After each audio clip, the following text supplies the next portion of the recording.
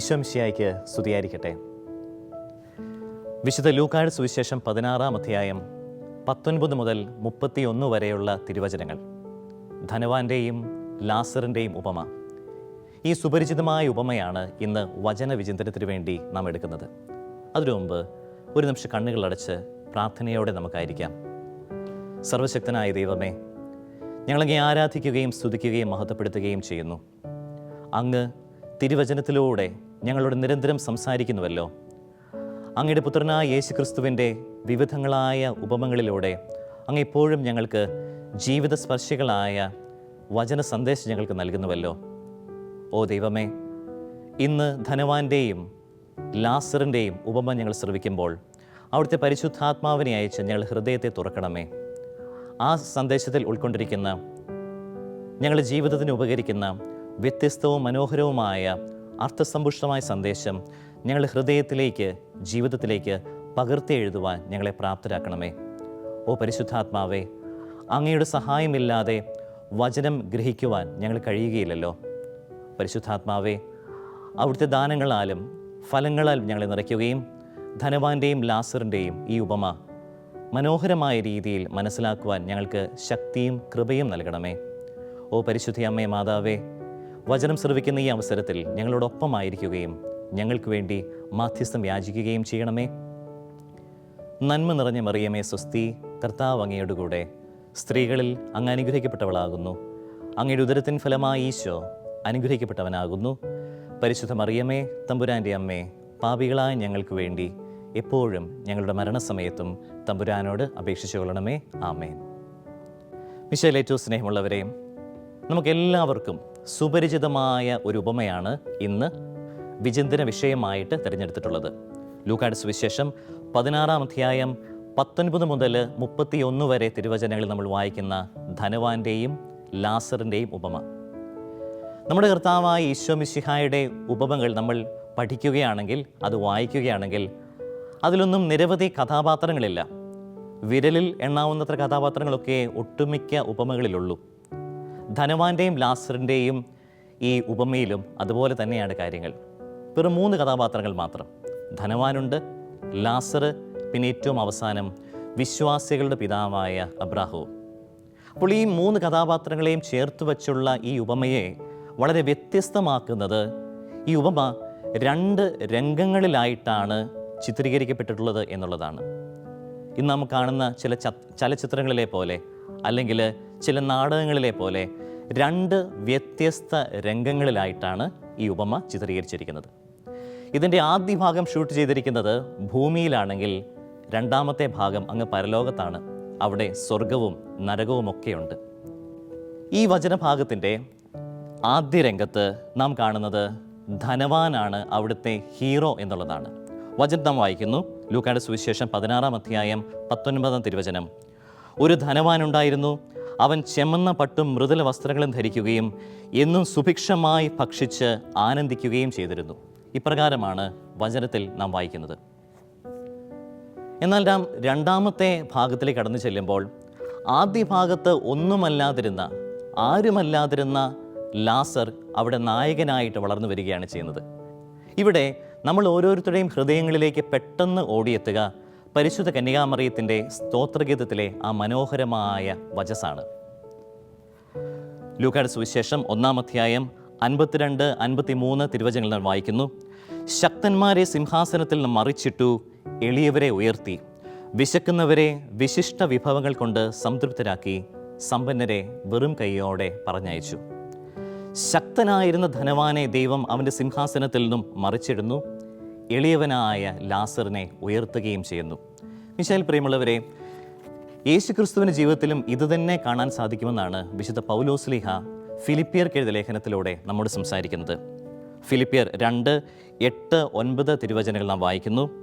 മരണം വരെ, അതെ കുരിശുമരണം വരെ അനുസരണമുള്ളവനായി തന്നെ താഴ്ത്തി, ആകയാൽ ദൈവം അവനെ അത്യധികം ഉയർത്തി എല്ലാ നാമങ്ങൾക്കും ഉപരിയായ നാമം നൽകുകയും ചെയ്തു.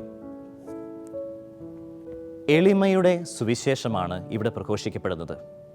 ലാസറിൻ്റെ ജീവിതം നാം വായിക്കുകയാണെങ്കിൽ എളിമയുണ്ടെങ്കിൽ മാത്രമേ, വിനയാന്വിതമായൊരു ജീവിതം നയിക്കുകയാണെങ്കിൽ മാത്രമേ സ്വർഗത്തിൽ പ്രവേശിക്കാൻ സാധിക്കൂ എന്നുള്ള ഒരു ശക്തമായ സന്ദേശമാണ് നമുക്കിവിടെ ആദ്യമായിട്ട് ലഭിക്കുന്നത്. ഇനി ലാസർ എന്ന പേരിന് പോലും ഒരു പ്രത്യേകതയുണ്ട്. ലാസറിൻ്റെ പേര് ഈശോ യാദൃശ്ചികമായിട്ട് നൽകുന്ന ഒന്നല്ല കേട്ടോ. ലാസർ എന്ന പേരിൻ്റെ അർത്ഥം ദൈവമാണ് എൻ്റെ സഹായം, അല്ലെങ്കിൽ സഹായം ദൈവത്തിൽ നിന്നുമാണെന്ന്. 2 മക്കബായർ 8-ാം അധ്യായം 23-ാം തിരുവചനത്തിൽ നാം വായിക്കുന്നുണ്ട് എലിയാസർ എന്നൊരു പേര്.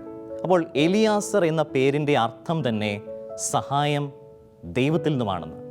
ഇനി എന്തുകൊണ്ടാണ് ഈ ദരിദ്രനായ കഥാപാത്രത്തിന്, അബ്രാഹത്തിൻ്റെ മടിയിലേക്ക് സംവഹിക്കപ്പെടുന്ന ഈ ദരിദ്രനും അവഗണിക്കപ്പെട്ടവരുമായ കഥാപാത്രത്തിന് ഈശോ ലാസർ എന്ന പേര് നൽകുന്നത്? ഉൽപ്പത്തി പുസ്തകം 15-ാം അധ്യായം 2-ാം തിരുവചനത്തിൽ അവിടെ ഏലിയാസർ എന്ന ഒരു കഥാപാത്രമുണ്ട്. ആരാണ് ഏലിയാസർ? അബ്രാഹമിൻ്റെ ദാസനും, അബ്രാമിന് ആ കാലഘട്ടത്തിൽ ഒരു മകനില്ലാത്തതിനാൽ സ്വന്തം മകനെ പോലെ കരുതുകയും തൻ്റെ സ്വത്തുവകകളുടെ അനന്തരാവകാശിയുമായിട്ട് അബ്രാഹാം പരിഗണിച്ചിരുന്നതുമായ വ്യക്തിയായിരുന്നു ഏലിയാസർ.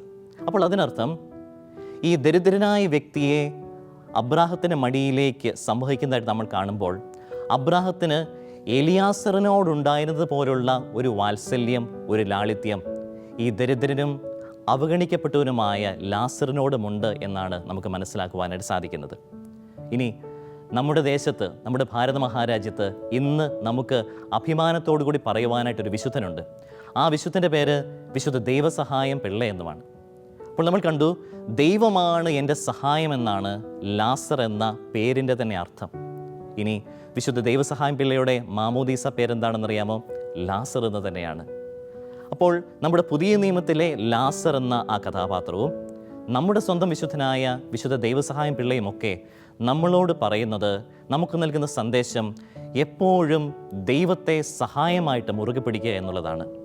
പലപ്പോഴും നമ്മൾ ഓരോരുത്തരും നിന്ദിതരും തിരസ്കൃതരും അവഗണിക്കപ്പെട്ടവരുമാണ്. നമ്മുടെ തന്നെ ഭവനങ്ങളിൽ, നമ്മുടെ സമൂഹത്തിൽ എല്ലാവരാലും ഉപേക്ഷിക്കപ്പെട്ടവരാണ് നമ്മൾ. പലരും നമ്മെ തള്ളി പറയാറുണ്ട്. തെറ്റായ കാര്യത്തിന് പോലും നമ്മെ പലരും അവഗണിക്കുകയും നമ്മളോട് സ്നേഹം പ്രകടിപ്പിക്കാതിരിക്കുകയും ഒക്കെ ചെയ്യാറുണ്ട്. അപ്പോഴൊക്കെ ലാസർ എന്ന കഥാപാത്രം നമ്മളോട് പറയുന്നത് ദൈവത്തെ സഹായമായിട്ട് മുറുകെ പിടിക്കുക. നമ്മുടെ ജീവിതത്തിൽ നിരാശ പൂണ്ട് ജീവിക്കുമ്പോൾ, എനിക്ക് ആരോരും ഇല്ല എന്ന് നാം മനസ്സിൽ കുറിച്ചിടുമ്പോൾ ഓർക്കുക, ലാസർ നമ്മളെ പഠിപ്പിക്കുന്നത്, വിശുദ്ധ ദൈവസഹായം പിള്ള നമ്മെ പഠിപ്പിക്കുന്നത് ദൈവമാണ് എൻ്റെ സഹായം എന്ന ആത്മവിശ്വാസത്തോടെ, ആ ഒരു പ്രത്യാശയോടെ മുൻപോട്ടേക്ക് നീങ്ങുക എന്നുള്ളതാണ്. എങ്കിൽ മാത്രമേ ഞാനും നിങ്ങളുമൊക്കെ ഒരു നാൾ അബ്രാഹത്തിൻ്റെ മടിത്തട്ടിലേക്ക് സംവഹിക്കപ്പെടുകയുള്ളൂ. ഇനി അബ്രാഹത്തിൻ്റെ മടിത്തട്ട് എന്ന ആ ഒരു വചന ഭാഗത്തിന് ചില പ്രസക്തികളുണ്ട്. അബ്രാഹത്തിൻ്റെ മടിത്തട്ടിന് എന്താണ് ഇത്രമാത്രം പ്രസക്തി, അല്ലേ? ഒരുപക്ഷെ നിങ്ങൾ ചോദിച്ചേക്കാം. ലൂക്കായുടെ സുവിശേഷം 16-ാം അധ്യായത്തിൽ നാം വായിക്കുന്ന അബ്രാഹത്തിൻ്റെ മടിത്തട്ടും യോഹന്നാൻ്റെ സുവിശേഷം 13-ാം അധ്യായം 23-ാം തിരുവചനത്തിൽ നാം കാണുന്ന യേശുവിൻ്റെ വക്ഷസും ഏതാണ്ട് സമാന അർത്ഥമുള്ള പദങ്ങൾ തന്നെയാണ്. ഇത് രണ്ടിനും ഉപയോഗിച്ചിരിക്കുന്ന ഗ്രീക്ക് പദം ഒന്നു തന്നെയാണ്. അപ്പോൾ നമുക്ക് എന്താണ് ഇവിടെ നിന്ന് മനസ്സിലാകുന്നതെന്നറിയാമോ? യേശുവിന് തൻ്റെ വക്ഷസിൽ ചാരിക്കിടന്ന ആ പ്രിയ ശിശുവിനോട് തോന്നിയ ആ വാത്സല്യം, ആ ലാളിത്യം, അതുതന്നെയാണ് അബ്രാഹത്തിന് ദരിദ്രനായ ഈ ലാസറിനോട് തോന്നുന്നതും. അപ്പോൾ സ്വർഗത്തിൽ നമ്മെയും കാത്ത് സ്നേഹനിധിയായ, വാത്സല്യനിധിയായ ഒരു ദൈവമുണ്ട് എന്നുള്ള സുശക്തമായ സന്ദേശവും കൂടിയാണ് ധനവാന്റെയും ലാസറിൻ്റെയും ഈ ഉപമ നമുക്ക് പങ്കുവെച്ച് നൽകുന്നത്. ഇനി അബ്രാഹത്തിൻ്റെ മടിത്തട്ട് എന്നതുകൊണ്ട് മറ്റൊരർത്ഥമുണ്ട്. അബ്രാഹം വിശ്വാസികളുടെ പിതാവാണല്ലോ. അപ്പോൾ ആ അർത്ഥത്തിൽ എടുത്തു നോക്കിയാൽ അബ്രാഹത്തിൻ്റെ മടിത്തട്ട് എന്ന് പറയുന്നത് വിശ്വാസി സമൂഹത്തിൻ്റെ ഒരുതരം കൂട്ടായ്മയാണ്. മാത്രമല്ല, നമ്മുടെ വിശ്വാസി ഗണത്തിൻ്റെ ഒരു കുടുംബ ബന്ധത്തെയാണ്, നിത്യമായ കുടുംബ ബന്ധത്തെയാണ് അബ്രാഹത്തിൻ്റെ മടിത്തട്ട് സൂചിപ്പിക്കുന്നത്. എന്നാൽ ഒരു കാര്യമുണ്ട്, അബ്രാഹത്തിൻ്റെ മടിത്തട്ടിലേക്ക് നമുക്ക് എല്ലാവർക്കും പെട്ടെന്നങ്ങ് കടന്നു ചെല്ലുവാനായിട്ട് സാധിക്കത്തില്ല. ഞാൻ മാമോദീസ സ്വീകരിച്ചവനാണ്, ഞാൻ പള്ളിയിൽ പോകുന്നവനാണ്, ഞാനൊരു വിശ്വാസിയാണ് എന്നുള്ള ഒരു യോഗ്യത മാത്രം പോരാ. വചനം പറയുന്നത് ഇപ്രകാരമാണ്. വിശുദ്ധ ലൂക്കായുടെ സുവിശേഷം 3-ാം അധ്യായം 8-ാമത്തെ തിരുവചനം.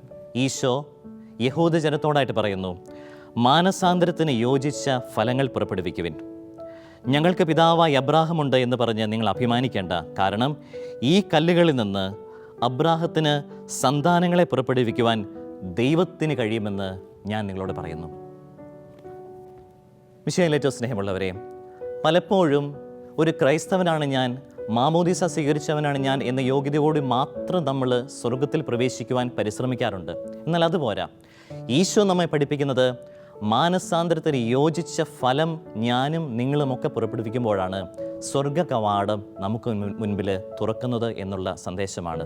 അപ്പോൾ അനുതാപത്തിൻ്റെ കൃപയില്ലാതെ, പശ്ചാത്താപ ബോധമില്ലാതെ, പാപബോധമില്ലാതെ നമുക്കാർക്കും നിത്യജീവൻ പ്രാപിക്കുവാൻ കഴിയുകയില്ല എന്ന മഹനീയ സന്ദേശവും ലാസറിൻ്റെ ഈ എളിയ ജീവിതത്തിലൂടെ ഈശോ നമുക്ക് പകർന്നു നൽകുന്നുണ്ട്. ഈ വചനവിചിന്തനത്തിൻ്റെ ഏറ്റവും ആദ്യം ഞാൻ പറഞ്ഞായിരുന്നു, ധനവാന്റെയും ലാസറിൻ്റെയും ഉപമ 2 രംഗങ്ങളിലായിട്ടാണ് ചിത്രീകരിച്ചിരിക്കുന്നതെന്ന്. അതുകൊണ്ട് എന്താണ്? 2 രംഗങ്ങളിലായതുകൊണ്ട് അതിനെന്തെങ്കിലും പ്രത്യേകതയുണ്ടോ? തീർച്ചയായിട്ടും. ഈ 2 രംഗങ്ങളിലും എടുത്തു കാണിക്കാൻ സാധിക്കുന്ന 2 വലിയ ഗർത്തങ്ങളുണ്ട്. അതിൽ 2ാമത്തെ ഗർത്തത്തെക്കുറിച്ച് വചനത്തിൽ തന്നെ വ്യക്തമായിട്ട് കൊടുത്തിട്ടുമുണ്ട്. വചനം പറയുന്നത് ഇപ്രകാരമാണ്. ലൂക്കായുടെ സുവിശേഷം 16-ാം അധ്യായം 26-ാം തിരുവചനം, കൂടാതെ ഞങ്ങൾക്കും നിങ്ങൾക്കും മധ്യേ ഒരു വലിയ ഗർത്തവും സ്ഥാപിക്കപ്പെട്ടിരിക്കുന്നു. ഇവിടെ നിന്ന് നിങ്ങളുടെ അടുത്തേക്കോ അവിടെ നിന്ന് ഞങ്ങളുടെ അടുത്തേക്ക് വരുവാൻ ആഗ്രഹിക്കുന്നവർക്ക് അത് സാധ്യമല്ല. അപ്പോൾ ചുരുക്കി പറഞ്ഞാൽ, ഭൂമിയിൽ മനുഷ്യനിർമ്മിതമായ ഒരു ഗർത്തവും അങ്ങ് സ്വർഗത്തിനും നരകത്തിനും മധ്യത്തിൽ മനുഷ്യൻ നിർമ്മിക്കുന്നത് മൂലം ദൈവം നിർമ്മിക്കുന്നതുമായ മറ്റൊരു ഗർത്തവും നമുക്ക് കാണുവാനായിട്ട് സാധിക്കും. ഭൂമിയിലെ ഗർത്തം ധനവാൻ തൻ്റെ ആഡംബരത്തിനും ലാസറിൻ്റെ ദാരിദ്ര്യത്തിനും മധ്യത്തിൽ തീർക്കുന്ന ഒരു ഗർത്തമാണ്. എന്നാൽ ഒരു കാര്യമുണ്ട്, അവൻ മരിച്ച് നരകത്തിലേക്ക് പോകുമ്പോൾ ആ ഗർത്തം അവൻ്റെ പിന്നാലെ പരലോകത്തേക്കും ചെല്ലുന്നു എന്നുള്ളതാണ് യാഥാർത്ഥ്യം. പ്രിയപ്പെട്ട സഹോദരി സഹോദരന്മാരെ, ഇന്ന് നമ്മുടെ സമൂഹത്തിൽ നടമാടിക്കൊണ്ടിരിക്കുന്ന ഒരു ദുഷ്പ്രവണതയാണ് ഗർത്തം സ്ഥാപിക്കലുകൾ.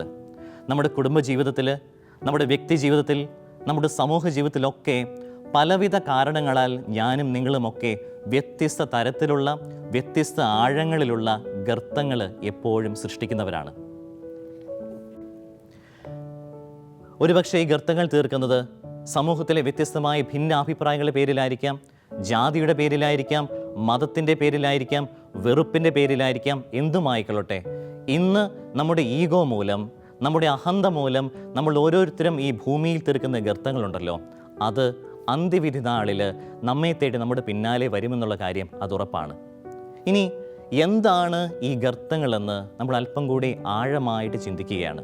പ്രിയ സഹോദരങ്ങളെ, നമ്മൾ ഓരോരുത്തരും കുമ്പസാരത്തിനുള്ള ജപം ചെല്ലുമ്പോൾ നാം ഏറ്റുപറയാറുണ്ട്, വിചാരത്താൽ, വാക്കാൽ, പ്രവൃത്തിയാൽ, ഉപേക്ഷയാൽ ഞാൻ പാപം ചെയ്തുവെന്ന്.